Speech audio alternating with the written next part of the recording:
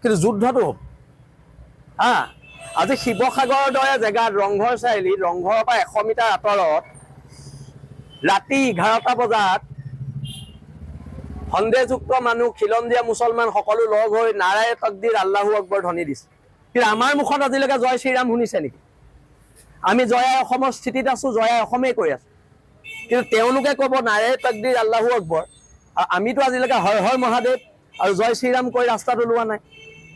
এতিয়া এই কথা বতৰাবিলাকে এটা স্পষ্ট ইংগিত দিছে যে শিৱসাগৰৰ একাংশ খিলঞ্জীয়া মুছলমান মানুহে বাংলাদেশী মূলৰ সন্দেহযুক্ত মানুহক ৰক্ষণাবেক্ষণ দিছে।